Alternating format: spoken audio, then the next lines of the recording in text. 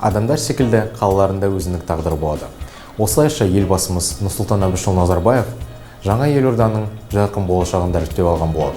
Дәл 1994 жылдың 6 сәуірінде елбасы парламент алдында Астананы көшіру жайындағы заңнамаға қол қойған болатын. Ал 1997 жылдың 10 желтоқсанында Қазақстандағы жаңа тарихи және ең маңызды қадам басылған болады. Елбасының 2018 жылы Казахстанская правда газетіне берген сұхбаты барысында Астананың құрылыс себептері, жарқын сәттері, туындаған мәселелер мен қиындықтар аспектілері қозғалған болады. Тұңғыш президенттің айтуы бойынша, Астана Қазақстан халқының дербес шешімі, елдің болашаққа және жаңа қоғамға айналу символына айналуы тиіс еді. Жаңа қоғамды жаңа идея ғана құра алады. Идеяда мәдениет өзгереді, сонымен қатар елді құраушы ұлттан толық мемлекет өзгеріске ұшырайды. Болашақ Астананың құрылуы Қазақстанға артылған негізгі 3 міндетті атқаруға атсалысқан болатын. Оның біріншісі экономиканы нарықтандыру, екіншісі кеңестік социализмнен кейінгі демократияландыруды жалғастыру, ал үшіншісі Қазақстандағы толық тәуелсіздікке қол жеткізу болады. Астана көшіру үдерісін талқылай келе, оңтүстік Астананы қарастырмау зерттеудегі объективизмді қалыптастырмайды.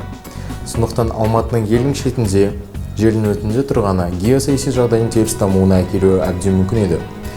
Сондай-ақ, қаланың Қазаншұңқырда орналасуы, экологиялық мәселелердің шиеленісуі, территориялық кеңейтудің мүмкін болмауы мен сол кездегі кеңестік сіреспе саясаттың көрінісі болғанды қарастыра келе, Астана мәртебесі елдің жүрегіне көшкен болады. Астананы көшіру барысында әлемдік стандарттар мен жаһандық қалалар архитектурасы ескерілген болатын. Астана болуға лайықты қалаларды бағалаудың әлемде қабылданған 32 өлшем бар екен. 1994 жылы елбасымен құрылған арнайы комиссия әлеуметтік экономикалық көрсеткіштер, ауа райы, жер бедері, сейсмоахуал, қоршаған орта, инженерлік және көлік инфрақұрылымы, коммуникациялар, құрылыс кешені, еңбек ресурстары сияқты көптеген жағдаяттарды қарастыра келіп, Ақмоланың артықшылықтары көбірек деген тұжырымға тоқтаған болатын. Ақмоланың негізгі артықшылықтары қазақ даласының кіндігінде орналасқандығы мен 9 жолдың торабында екендігі. Таза қағаз іспеттес, Ақмоланың 30 гектардай ортаңғы жерінде еркін құрылыс нысандарын салу мүмкіндігі түбінде елорданы таңдаудағы маңызды фактор болып есептелген болатын. Сонымен қатар, құрылысқа кеткен қаражат Алматыдан 2 есе арзан болды.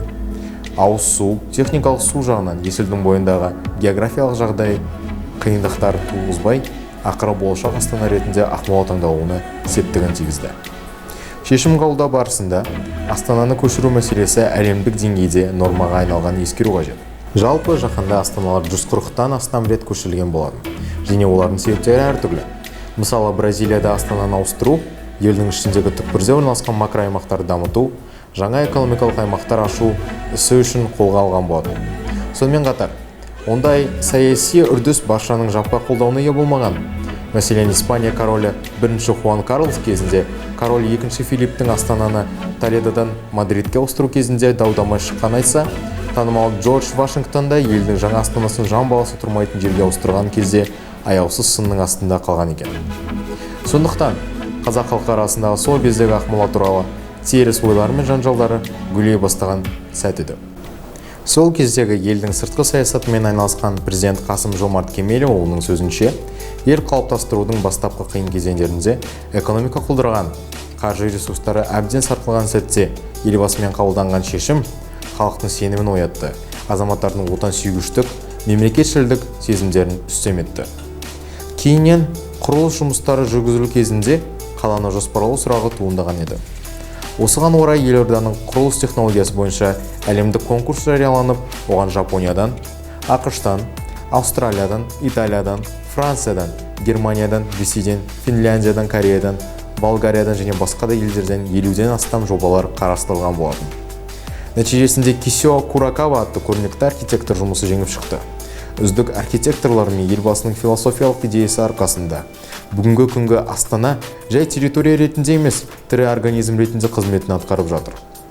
Аралас модернистік және классикалық стильдердің қосындысынан қала көріктікке еніп, бүгінгі күні Ақорда, Астана опера театры, Астана триумфы нысандары классикада орындалса, Астана Тауэр, Хан Шатыр, Астана Арена, солтүстік шұғыласы кешендері жаңа ғұмырлық архитектураның үздік үлгілері аталды. 2015 жылдың жаңа қазақстандық мәңгілік ел бағдарламасында және негіздемесінде тәуелсіздік және Астана жатыр. Сондықтан Астана расымен де қазақ қана емес, көптеген мәдениеттердің тоғысу аймағы атанып, бүгінгі күні Қазақстанның тәуелсіздігі мен түпкі халқының тірегіне айналғаны сөзсіз. Султан Абишевич,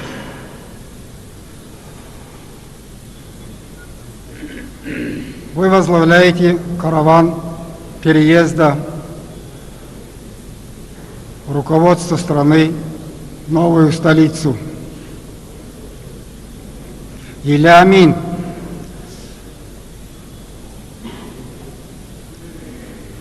Көш көлікті болсын, қоныс құтты болсын. Нұрсұлтан Әбішұлы, өзіңіз басқарған еліміз бай болсын, халқымыз бақытты болсын.